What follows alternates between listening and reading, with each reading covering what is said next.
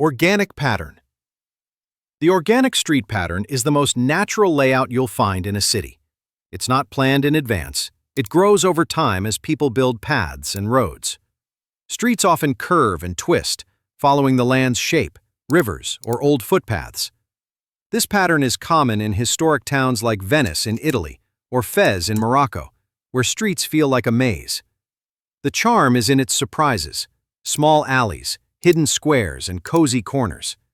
It's perfect for walking and gives a strong sense of history and character. But it's not the easiest to navigate, especially for visitors. Cars can struggle with the narrow and winding roads, and traffic planning can be tricky. Grid pattern. This pattern is one of the most recognizable street layouts in the world. Streets run straight and cross each other at right angles, forming square or rectangular blocks. It's used in many cities, like Manhattan in New York, Barcelona in Spain, and parts of Melbourne, Australia. This design makes navigation easy. If you know the street names or numbers, you can figure out your way quickly. It's great for dividing land evenly, planning public transport, and spreading traffic across different routes.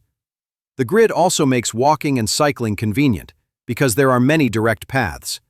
But grids can feel repetitive, and in hilly or uneven terrain, they can be harder to build. Long, straight streets sometimes encourage speeding, and without variation, a city can feel a bit plain. Radial pattern. The radial pattern looks like the spokes of a wheel, with streets radiating out from a central point. Often this center is a city square, monument, or important building. Famous examples include Paris, where roads spread from the Arc de Triomphe, and Moscow, with roads leading out from the Kremlin. This design makes it easy to reach the city center from almost anywhere, and it creates impressive wide boulevards that offer stunning views. Radial layouts are great for focusing activity around a core area, making the center lively and important. But because so many roads lead there, the central area can get very crowded with traffic. Traveling between outer areas can also be less direct, unless there are circular ring roads connecting the spokes. Hexagonal pattern. The hexagonal street pattern is like a giant honeycomb. Streets form hexagon-shaped blocks, meeting at 120-degree angles instead of right angles like a grid. This design offers more route options, so people can take shorter, more direct paths. It also spreads traffic more evenly across the network. While it's not common in entire cities, the idea has been used in some planned communities and military bases. The honeycomb design can be efficient and interesting to look at, but it's harder to plan and build. Intersections with 3 or more roads meeting can be confusing, and odd-shaped lots may not suit standard buildings. It works best in newly built areas where planners can design it from scratch, and it offers a refreshing change from the more predictable square grid. Irregular pattern. An irregular street pattern might look unplanned, but it's often designed that way to create variety and a natural feel. Streets curve, loop, and sometimes end in cul-de-sacs, avoiding the straight lines of a grid. This style is common in modern housing developments and scenic neighborhoods. It can follow the shape of hills, rivers, or green spaces, making the area look more organic and pleasant. Irregular layouts also slow down cars, making streets quieter and safer for residents. However, they can be tricky for visitors to navigate, and they may lengthen travel distances because there are fewer direct routes. Public transport routes can be harder to set up, and traffic tends to funnel to a few main roads. Despite that, the irregular pattern is popular for creating peaceful, attractive neighborhoods with a unique character for comfortable suburban living. Stem pattern. The stem pattern works like a tree. A few main stem roads connect to smaller branch streets, which often end in cul-de-sacs. It's common in suburban areas and designed to reduce through traffic in residential zones. This makes neighborhoods quieter and safer for children to play outside. Each branch road serves only local residents, so strangers have little reason to drive there. Examples can be found in many North American suburbs built after the 1950s. The downside is poor connectivity. If you want to get somewhere, you usually have to drive out to the main road first. This can cause traffic jams on those main routes during busy hours. It's also not ideal for walking or cycling, since direct paths are rare. Loose grid. The loose grid pattern is a relaxed version of the strict city grid.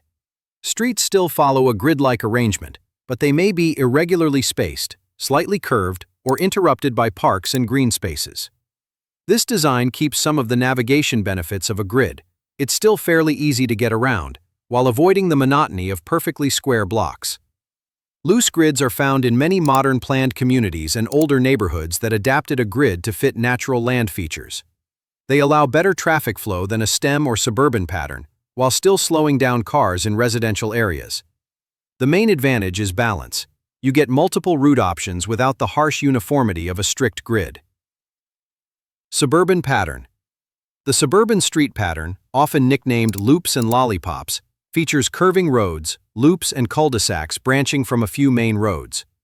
It became popular in North America, Australia, and other countries after World War II.